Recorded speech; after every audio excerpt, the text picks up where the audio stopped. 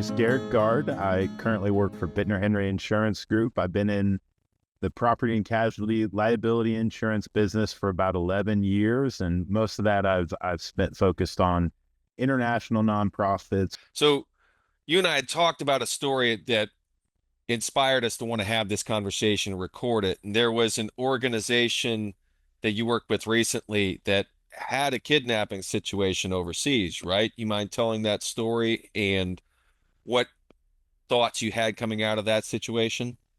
Yeah, so it was kind of a surprise visit. We got to stop in and didn't know this ministry very well, and kind of was doing an introductory meeting. Sat down, started asking some questions, and they told us, yeah, we've had a kidnapping situation arise. We found out we didn't have coverage. We thought we had coverage with our policy, and we had a kidnapping in Haiti. I'm sure we'll get into that a little bit later. Haiti is if you're following international stuff and you're listening to this podcast, you probably know a lot about what's going on in Haiti. But anyways, this ministry had a kidnapping in Haiti, and I asked him, I said, well, how did that end up? And effectively what happened was that sadly, one of the folks that was kidnapped did not make it out and didn't make it out alive. And they were able to get their U.S. staff person back, but the local national passed away. And it was one of those moments where the room goes quiet. I walk into a lot of these rooms with these agencies, and there's all kinds of holes in their program. But when you have a moment like this, you realize, like, oh, this isn't just about insurance and words on a paper and making sure the I's are dotted and the T's are crossed. Like, if we don't do this right, if we don't serve these ministries right, it's actual life and death. I think it's the craziest thing about working with mission sending organizations, international nonprofits, is we're working with agencies that go to the hardest places on earth.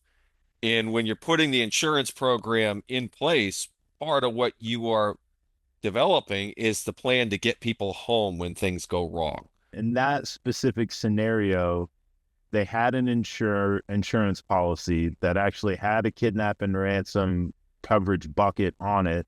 They engaged their crisis response firm that was attached to the policy, started that process, and then what they found out halfway through that process was, hey, this actually isn't covered because there's a Haiti exclusion.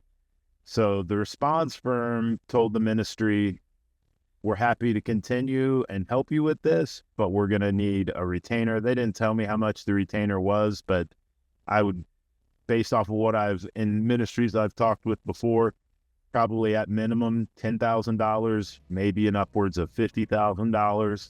So they want a cash retainer up front to continue the work.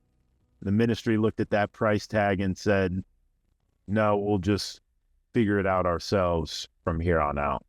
So basically, at that point, they had to be their own hostage negotiators, right? Yeah, the response firm disengaged, and it was left in the hands of the leadership within the ministry to try to figure things out.